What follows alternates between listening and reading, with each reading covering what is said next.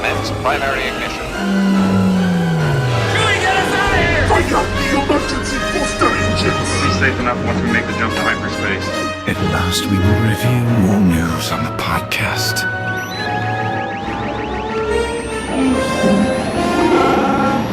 Don't strap yourselves in. I'm going to make a jump to light speed. Welcome to Star Wars Launchpad, a new kind of podcast experience brought to you by Star Wars Escape Pod. We call this a flashcast. Using the power of AI, we bring you an immersive experience to explore Star Wars news.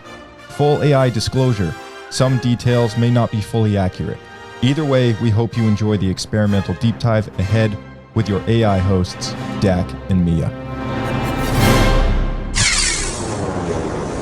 Welcome everyone to a very special deep dive on the Star Wars Launchpad. Brought to you, as always, by Star Wars Escape Pod. Absolutely. And a very happy holidays to you all, whether you were celebrating Life Day or just, finding some quiet time away from the Empire. Some well-earned peace. Well, it's the start of 2026, and we are jumping all over the timeline today. Our mission is to look at this huge, groundbreaking tech announcement from just a few hours ago. And at the same time, look back at everything that made 2025 such a massive year for Star Wars. Exactly. So we're balancing the future and the past. We have to start with the future. The news coming out of CES 2026 in Las Vegas is, well, it feels transformative. LEGO announced a new platform, the Smart Play System, and at its heart is the new Smart Brick. I mean, this is not just a small update. You could argue this is the biggest evolution for the physical LEGO brick since the minifigure came out in '78. Wow, that's a huge claim. It is. They've somehow taken that classic 2x4 brick, the absolute foundation of everything. The one we all know. And they've packed it with tech that basically turns it into a tiny little computer that knows what's going on around it. Okay, let's unpack that tech. Right. Because it sounds a little bit like jargon, but what it does is amazing. They've got these custom ASIC chips inside. Right, which is just a fancy way of saying a microcomputer designed for one specific job. But it's the sensors that are the real story here. That's what I was going to say. It's what they do, not what they're called. Exactly. So the brick has an accelerometer, so it knows when you tilt it or move it. It's got light sensing, sound sensing. And it can make its own sounds too, right? With a built-in speaker? It can. It's got a synthesizer, so it can generate sound effects on the fly based on what you're doing with it. So if I, shake the brick, it knows I'm starting to play. And if I fly it through the air, it knows it's moving. Yeah. But how does it know if it's supposed to be a laser blast or an engine sound? That's the genius of the whole Smart Play system. It uses these little magnetic coils to sense how close it is to other special pieces. So these are the Smart Tag tiles. The Smart Tags and also the new Smart minifigures, they all have their own little embedded tags. And when a brick gets near a specific tag, it sends a code over Bluetooth. And that tells it which lights and sounds to make. So it's like a distributed network across the whole Lego set. It's not just one brick doing one thing. Right. It can recognize colors. It can mirror effects from one brick to another. It can even tell how far apart things are in 3D space. The set is no longer just a static model. It's an interactive toy. And they promise years of play and, this is the best part, contactless recharging on a mat. No more battery boxes. Finally. And what's really fitting is that this tech is debuting first in Star Wars sets, coming March 1st. Yeah, that feels right. And it's a different approach from their other tech, like Mindstorms or even the Super Mario stuff. This is all about vehicle fantasy. It's about making the ship you just built feel and sound like one of those old spaceship toys from the 80s. Way, way better. We have to talk about these first three sets. First up, the Icon. Luke's red 5X Wing. $100, 584 pieces. And it comes with 5 Smart Tags and 2 of the Smart minifigures, Luke and Leia. Right, so you're not just getting the X-Wing, you're getting a whole little scene, an Imperial turret, a transporter. Yeah, command center. Yeah. And that's what lets the Smart Brick do all the cool context-specific stuff. You get laser sounds when you aim at the turret, that classic roar when you open the S-foils. Refueling sounds and lights when you land it near the station. I love that. Then you have its opposite, Darth Vader's TIE Fighter. $70, 473 pieces, and a Smart Darth Vader minifig. It also comes with a little Rebel outpost and a fueling station, which I guess is what triggers a lot of the effects. Exactly, and when you fly that TIE, you get that unforgettable, terrifying roar of the twin ion engines. But the big one, the real showcase, has to be the throne room dual and A-wing set. Oh, absolutely. $160, almost 1,000 pieces, and 3 smart minifigures. Vader, the Emperor, and Luke as a Jedi Knight. The interactivity here is just... it's next level. When Luke and Vader's minifigures get close, the system knows to play the lightsaber hums and the clashing sound. But the showstopper, the real wow moment, Is when Palpatine sits on the throne. you put him on the throne and the whole set just starts playing the Imperial March. I mean, come on. That's incredible. It's connecting the physical act of playing directly to the music, to the memory of the film. But let's pause on that, because this huge leap, it does raise a question, right? Longevity. You're talking about longevity. Yeah. We all know a normal Lego brick lasts forever. You pass them down. But what about these? They have microchips. They need recharging. What happens in, say, 5 or 10 years when the tech changes? Do they just stop working? Do they become expensive, inert plastic? The promise of years of play is great, but will this visually enhanced experience age as gracefully as a simple classic model that just uses your imagination? It's a tension we'll have to watch. Well, that tension between new tech and old traditions is actually the perfect transition. Let's move from the future of play to a look back at the absolutely monumental year that was 2025. And 2025 was really defined by how mature the Star Wars TV landscape has become. We saw the story of the rebellion conclude its pivotal second phase with Andor Season 2 in the spring. And what an impact. It wrapped up Cassian's story right before Rogue One, but it did so much more. Andor cemented this gritty spy thriller tone for Star Wars. It wasn't just critically successful, with 14 Emmy nominations and 5 wins. It was a stylistic victory. It gave us these incredibly powerful adult moments. Mon Mothma's speech in the Senate, the Gorman massacre. It proved Star Wars can be serious political drama. At the same time, we got the finale of Skeleton Crew back in January. Right, which brought the kids Wim, Neil, Fern, and KB finally back home to At-Aten. And the big moment was them defeating Jode and his pirates, which led to their homeworld being revealed to the rest of the galaxy. That felt like a huge expansion of the New Republic era. It did. And for anyone craving stories from the galactic underbelly, Star Wars, Tales of the Underworld on May the 4th was perfect. 6 episodes. And it had that huge surprise redemption arc for Asajj Ventress. I don't think anyone saw that coming. Her returning from her Death in the Dark disciple novel to help a Jedi Padawan was a really bold move. And it also gave us Cad Bane's origin story. We saw him as a young orphan named Colby on Duros. It really added this tragic depth to a character we only knew as a ruthless hunter. Just masterful storytelling. 2025 was also a huge year for nostalgia at the movies. Revenge of the Sith turned 20. 20 years. And its theatrical re-release wasn't just a small thing, it was a huge success. It opened to something like $42.2 million worldwide. And they embraced new tech for it, right? With the 40X showing. Yeah, that was the key. You could experience that tragic climax with moving seats, blasts of air.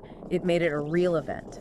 And looking forward, we got the first teaser for The Mandalorian and Grogu, which hits theaters May 22, 2026. Pedro Pascal is back, of course. And the big news, Sigourney Weaver is joining as a new character, Colonel Ward, with Grogu credited as himself, which is just perfect. Perfect. Plus, production started on Sean Levy's movie, Star Wars. Starfighter, starring Ryan Gosling. Yeah. So the film slate is heating up. Shifting to animation, Lucasfilm Animation celebrated its 20th anniversary. It all started with The Clone Wars in 2005. And they released that massive poster with over 150 characters on it. A real tribute to everything they built. And they're not slowing down. At Celebration Japan, they announced the next series, Star Wars Maul Shadow Lord for 2026. Which will explore his quest for power after Order 66. And Sam Witwer is back to voice him. Oh, thank goodness. It wouldn't be the same without him. We also got Star Wars Visions Volume 3 in October, which is fantastic. I love that they did follow-ups on some of the fan favorites from Volume 1, like F and the Ronin. It proves that even these non-canon stories can build a real following. And we can't forget the Lego side of animation. Lego Star Wars. Rebuild the galaxy pieces of the past. The 2025 sequel. Always so charming and packed with those deep-cut jokes for the fans. Okay, let's talk about the gaming galaxy, because it had a massive year. We got the Star Wars Outlaws DLC, A Pirate's Fortune, which teamed you up with Hondo Onaka. Of course it did. And the main game came to the Nintendo Switch 2, which was huge for a new audience. But the announcements were just relentless. At the Game Awards and Celebration Japan, we got Star Wars Zero Company. The turn-based tactics game in the Clone Wars. I'm very excited for that one. But the one that brought the house down was Star Wars, Fate of the Old Republic. The return of Casey Hudson, the original co-editor director, the cheers for that were deafening. They were. And then for pure fun, we got Star Wars Galactic Racer with a cameo from an aging Sebulba, and of course, Darth Jar Jar. The ultimate reward in the Fortnite crossover event this summer was playing as Darth Jar Jar, complete with sinister force lightning, peak fan service. It really was. Yeah. And because Outlaws was such a hit, we have to talk about the two biggest games of chance you can play in that world, Sabaac and Dejarik. Sabaac is, well, it's the poker of the Star Wars galaxy. High stakes, constantly changing rules. The goal is to get a hand value of 0, right? A Sabaac. Exactly, like in Corellian Spike or Kessel Sabaac, which is the version they detailed for Outlaws. A 2 and a 2, that's a Sabaac. And because the wagers are so high, not just credits, but ships like the Falcon. Or droids like Chopper. Cheating is just part of the game. Absolutely. Magnetic dice, hitting cards. Kves uses her companion, Nyx, to spy on other players, which is a brilliant blend of gameplay and character. Right. And then you have the complete opposite of Sabaac's chaos. Dejarik. Holochess. Pure strategy. We first saw it in A New Hope, of course. Those amazing stop-motion creatures from Phil Tippett and John Burke. It's played on that circular table where you command holographic creatures, like the Mantelians of Rep. And the lore around it is so fun. Finn and Poe thinking Chewie cheats because he never loses. But in the Bad Batch, we see how strategy really pays off. Omega becomes a Dejarik master. She used it to pay off the team's debt at Sid's Parlor. And she won 2 cartons of Mantel Mix from Wrecker. A high-stakes bet, indeed. So you have pure strategy versus pure chance. But the one thread connecting everything from 2025, the games, the shows, the animation, is this balance of innovation and tradition. And nothing at Lucasfilm screams tradition more than the holiday cards. It's such a beautiful and sometimes overlooked tradition. It started in December of 1977, and the Golden Age was really driven by Ralph McQuarrie. That's the amazing part. His art for the cards from 78 to 83, this was original work, not just repurposed concept art. Exactly. The 1979 card with the droids and Santa gear is iconic. The 1980 art was the cover of the Christmas in the Stars album. And Santa Yoda made his debut in 81. He did, on 2 different versions. And McQuarrie's 1982 card had Yoda in a sleigh with a California vanity plate. Just a wonderful bit of insider humor. By 83, it was the Ewoks, which just shows how the cards were even tracking with the toy marketing back then. And the tradition just kept evolving. LucasArts had a Death Star ornament in 95. More recently, the cards reflect the current shows. Right. We have the Ginger clones in 2009 for the Clone Wars, Jabba the Snowman in 2011. And then they got really elaborate. Doug Chiang's pop-up card in 2016 with K2SO, R2, and BB-8 was stunning. The last physical card for now was that Yoda Fountain pop-up in 2019. They're mostly digital now. The 2020 card was Din and Grogu on a rocket sled. And to wrap up 2025, the latest card by Logan Christ was perfect. It had K2SO and B2 Emo from Andor delivering presents, with Cassian making a little cameo in the background. It shows how even the grittiest part of the saga can be part of this warm tradition. So we've come full circle, from the revolutionary tech of 2026 all the way back through the huge milestones of 2025, the mature drama of Andor, the high-stakes games of the underworld, and the history of Lucasfilm itself. The durability of Star Wars is just, it's undeniable. It works in every medium. But as we saw with the LEGO Smart Bricks, we're really entering a new era where complex custom technology is being integrated into these classic tactile things we love. Which leaves us with one final thought as we look ahead. We know a classic plastic Lego brick will last forever.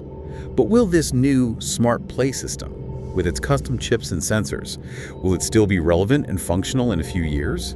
Or will it become obsolete much faster than a simple, timeless McQuarrie illustration? That really is the ultimate test for this next decade. Thank you so much for joining us for this deep dive. Remember, the new LEGO Star Wars Smart Brick sets debut on March 1st, 2026. Until next time, may the Force be with you, and we'll catch you on the next launch pad. I'm glad you're here to tell us these things. This AI experimental show we call a Flashcast has been brought to you by the podcast Star Wars Escape Pod. With AI being harnessed in all things across the galaxy, this is just a fun way we've used it to bring some Star Wars joy, news, and headlines to you ad-free as always. Consider subscribing to this show for more, follow our main podcast with humanoids only over at Star Wars Escape Pod. We're currently found on YouTube, X, and Blue Sky using the handle @SW Escape Podcast. Check the description for relevant links and the sources for your news this week. Consider dropping a kind review for the show, reviewing any important facts for yourself, and sharing this with a friend. We hope you enjoyed the episode.